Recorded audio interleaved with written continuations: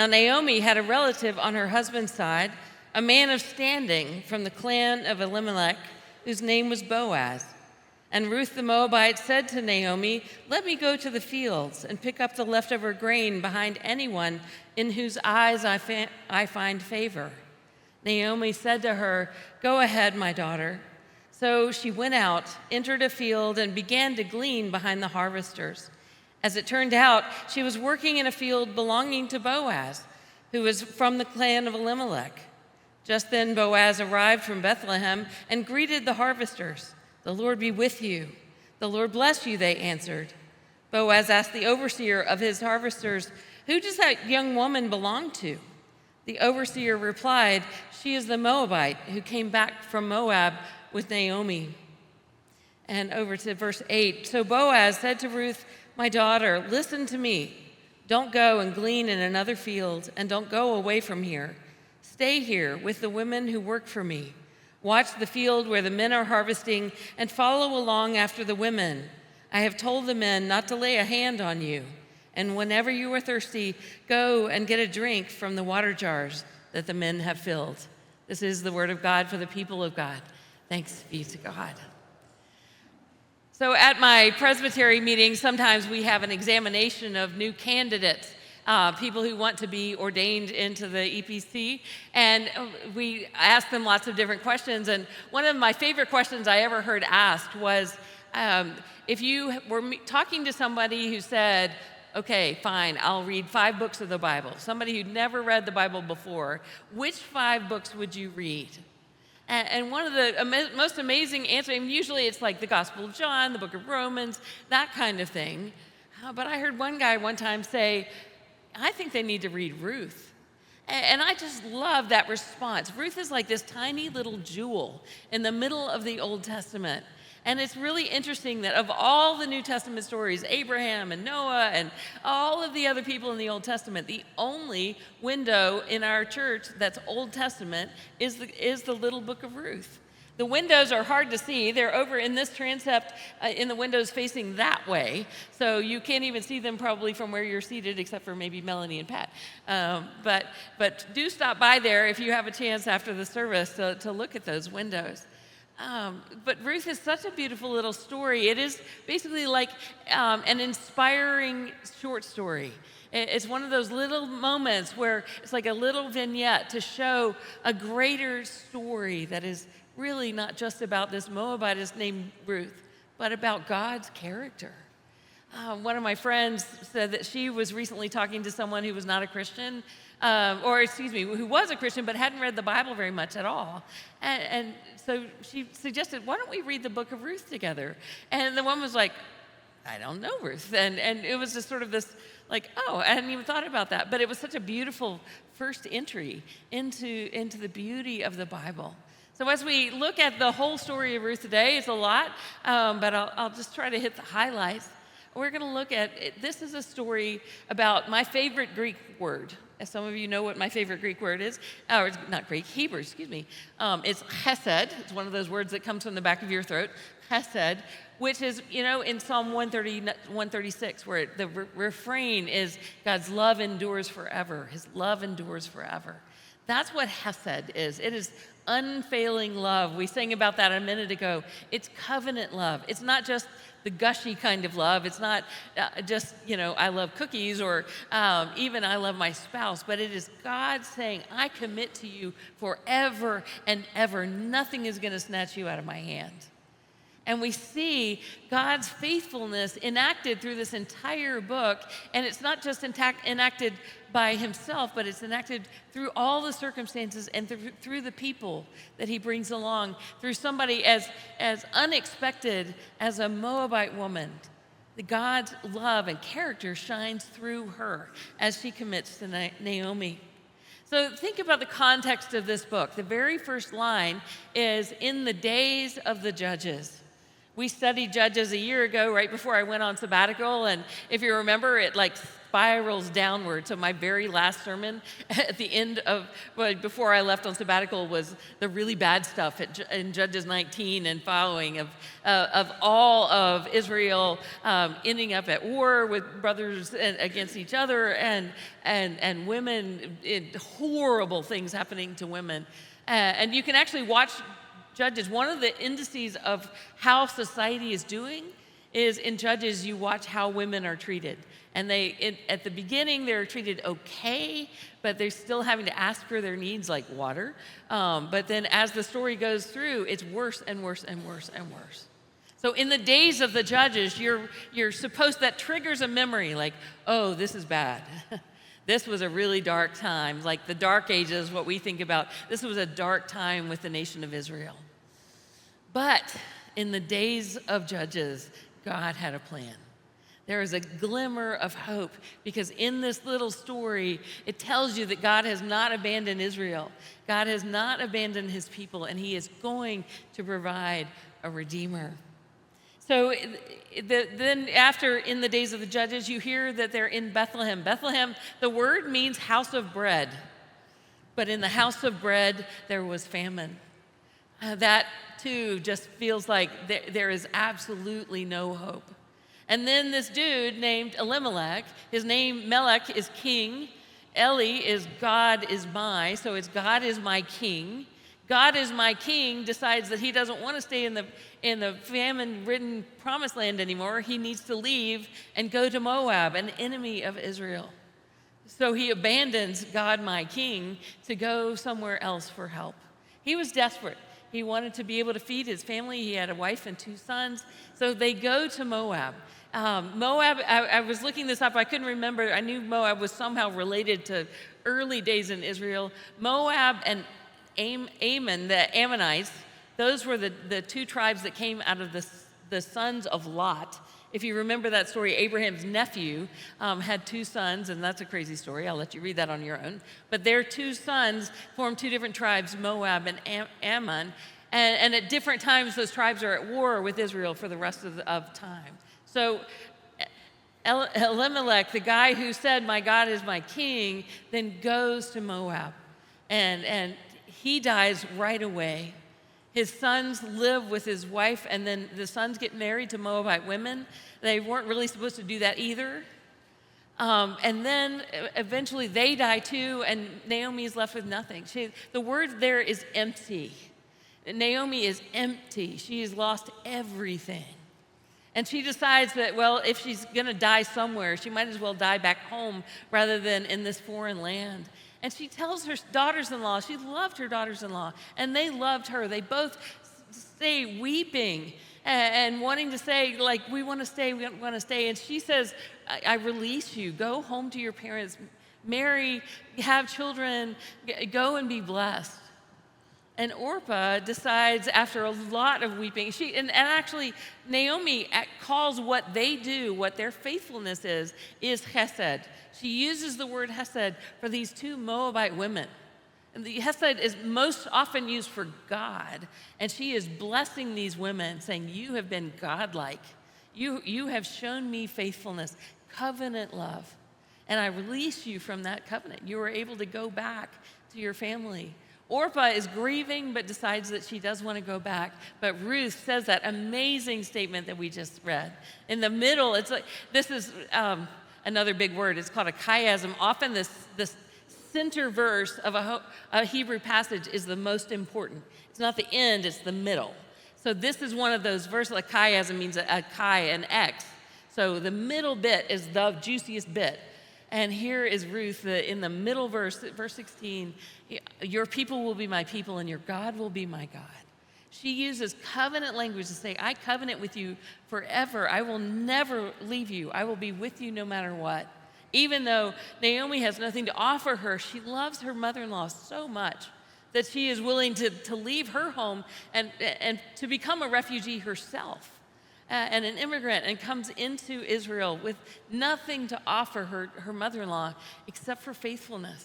So it's this beautiful expression of this woman outside of the Jewish family who is exhibiting great covenant love for this Jewish woman who has nothing to offer her at all.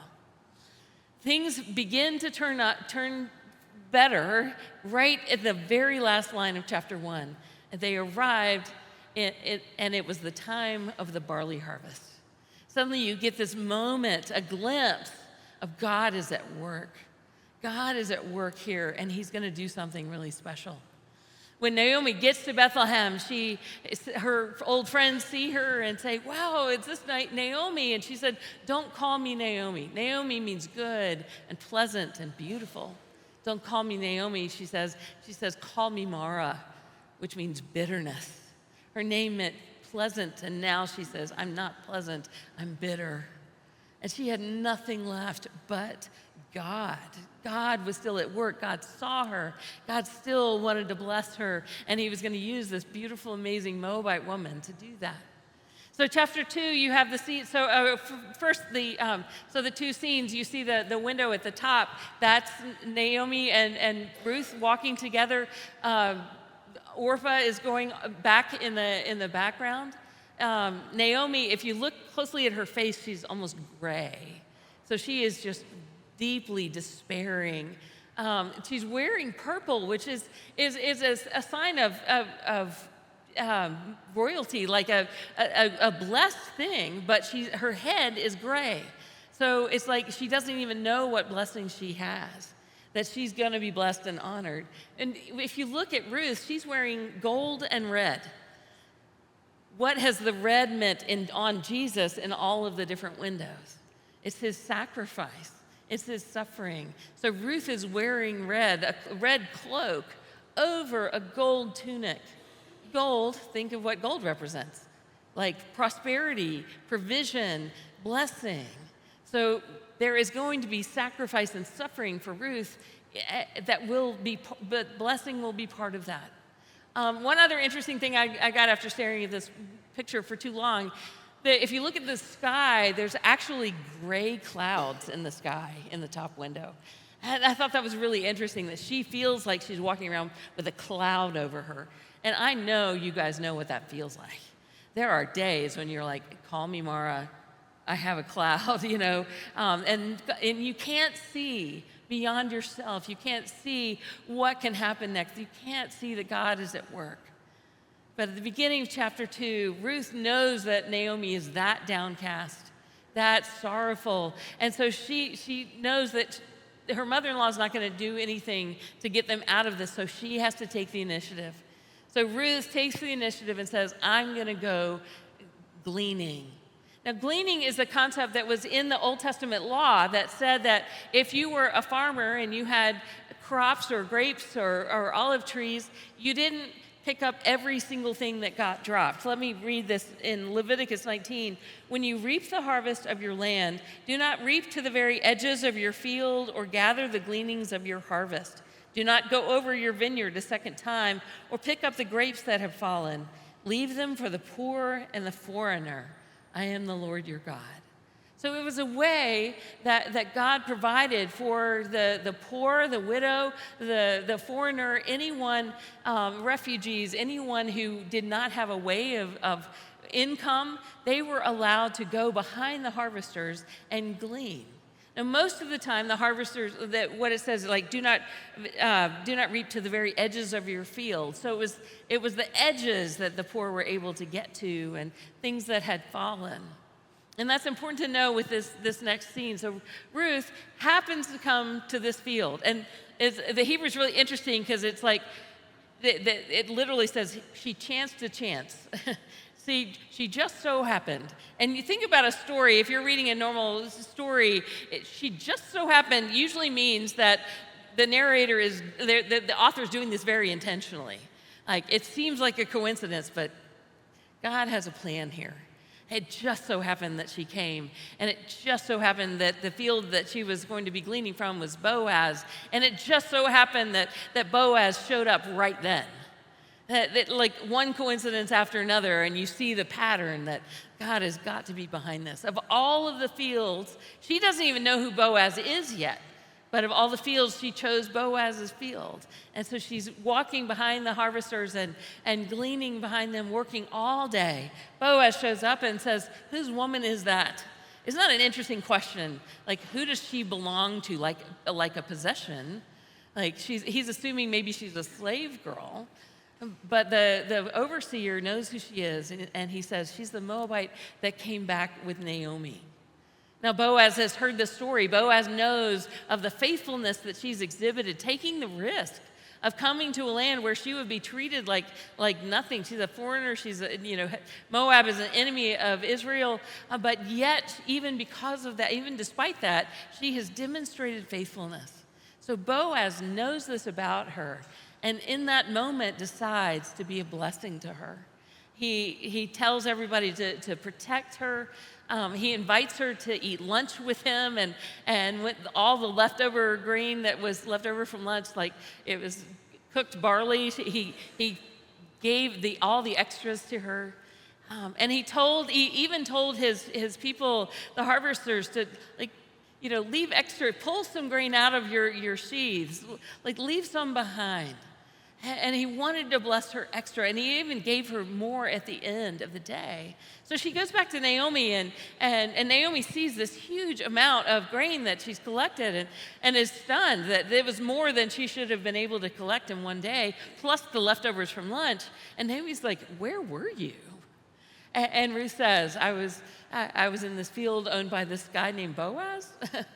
And Naomi is blown away. Naomi is blown away because Boaz is their kinsman redeemer. The Hebrew word there is goel. The goel was the nearest relation who was supposed to be able to, if somebody was very poor and had to sell their land, the goel could redeem that, could buy it back so that the family would still have provision. And it wasn't just provision, it was also name.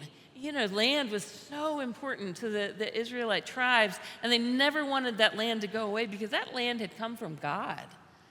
So they wanted the land to continue as well as the name to continue, and the kinsman redeemer was able to help them with the land. At the very least, the kinsman redeemer was responsible for providing for them. And so you instantly see Boaz being incredibly generous. He is exhibiting, again, chesed. He is showing that he is going to be faithful to the law of God, to the promise that he made to God that he would provide for his family. He's exhibiting this incredible generosity that was even beyond what a normal goel would be expected to do. So Ruth in the beginning, she's the one exhibiting chesed, and now Boaz is exhibiting chesed. He wants to protect and provide for her. So for 2 months, the barley harvest and then the wheat harvest, Ruth works every single day and gathers all of the crops and the provisions that they need. And it was probably enough for 2 women to live on for a whole year. And that was enough. The end of chapter 2, that was enough. They could have ended the story there. Boaz, the faithful one, took care of these 2 widows, and everything's going to be okay. But the story doesn't stop there. Then the chapter 3, Naomi is the one that begins to take initiative. Naomi says, I want to bless you, Ruth, like you have blessed me.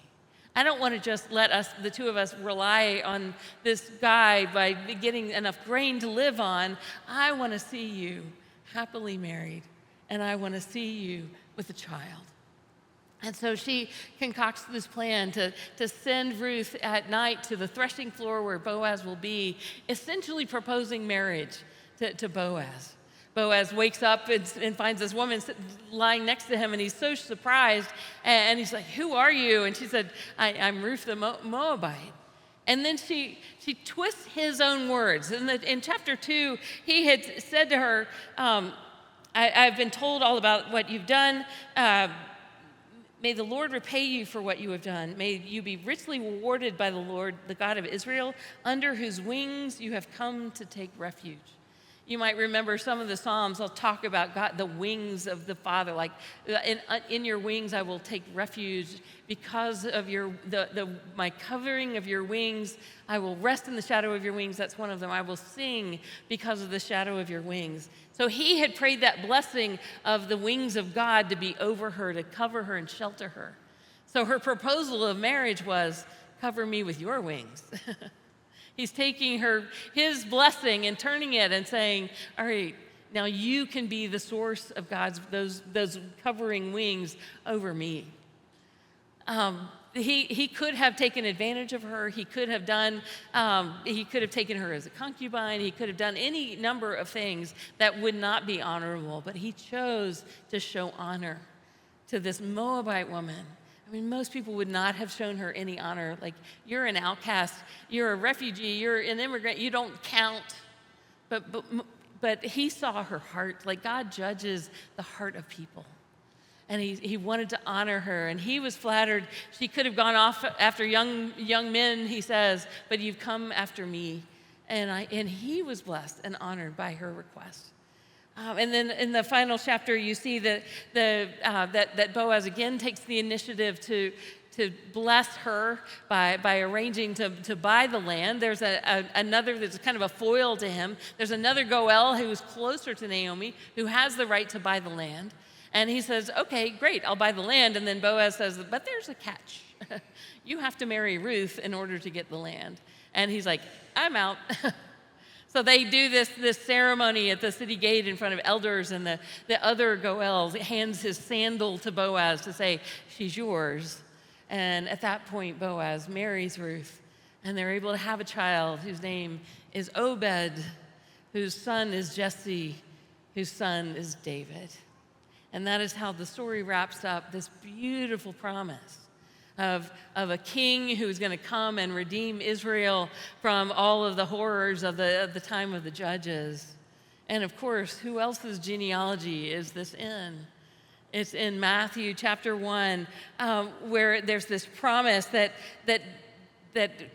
Jesus will be of the line of David and from the tribe of Judah. And there's this continuing promise that not only is Ruth in the line of David, but she is mentioned by name in, I think it was a fan that blew a fuse, so nothing is on fire.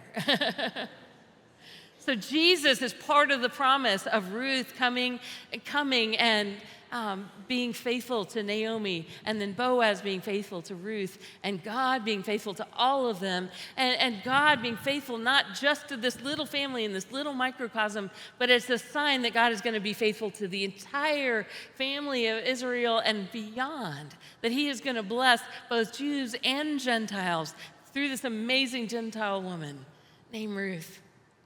So what can we learn about ourselves, about God, about this story? One of the most beautiful things, I think, is Ruth herself, that she understands chesed, she understands that covenant love of God in a way that none of the Israelites in the book of Judges exhibited. She is willing to lay her life down for her mother-in-law. She loves her and is willing to sacrifice and humble herself. You notice in the lower window, Ruth, in red again, is on her knees. And she's working hard so that she can provide. So that she can provide for her mother-in-law. Boaz is in the back corner wearing purple, the royal robe, so that he can provide for her. But Ruth is someone to consider to model ourselves after. She's selfless. She's living out chesed. If you remember Micah 6:8, it says what does the Lord require of you? To love justice, to love mercy, and to walk humbly with your God. And you see that in Ruth, that to love justice means actually mishpat, that to do the law. To love mercy, the word there is chesed. To love covenant love, to act covenant love, and to walk humbly with your God. And you see all three of those characteristics in Boaz as well. He's willing to let go of some of his own rights, his own money, so that he can redeem this family, so that Naomi, who was empty at the beginning, can be full again at the end. One of the last scenes is Naomi with Obed the baby in her arms. And her arms are full again. So this woman who was completely empty, call me Mara, is now called blessed and covered and provided for and loved. There's fruitfulness, there's hope for her family because of her faithful daughter-in-law. So again, Boaz is completely selfish, but the other thing that we can remember in the story is that God sees the widow. He sees the foreign immigrant. He sees the outcast that society often doesn't see. And he's got a plan. He is at work even when we don't see it. The barley harvest is beginning. And we can trust that God will be with us and work in us and through us. But more than anything, the story reminds me, and I think the reason why this is the one story on the main floor that's from the Old Testament, that it reminds us of Jesus. Jesus, the true kinsman redeemer of all of Israel and all of the world. He was willing to come and make that sacrifice to purchase us for himself, to cover us with his blood, to redeem us from the pit. It says in the scriptures, Galatians tells us, let's see. I had a quote from Galatians. Galatians chapter 3, Christ redeemed us in order that the blessing given to Abraham might come to the Gentiles through Jesus Christ, so that by faith we might receive the promise of the Spirit. This is Jesus being a Goel, a kinsman redeemer as well, for all of the Gentiles, as well as the Jews. He wants to draw all people to himself. As we consider these things, as we try to help our character be transformed to be more like Ruth and Boaz, we also know that under the shadow of God's wings, we can rejoice. Whether we are in a place where we feel like our name is Mara, or whether we can see that God is beginning to provide a little here and a little there, or we can see the whole plan of God, redeeming not just one person, but our whole lives, our families, generations, and generations beyond us as well. Jesus Christ is our faithful Goel. He loves you with an everlasting love. Chesed love, he will never leave you and never forsake you. And under his wings, we can rejoice.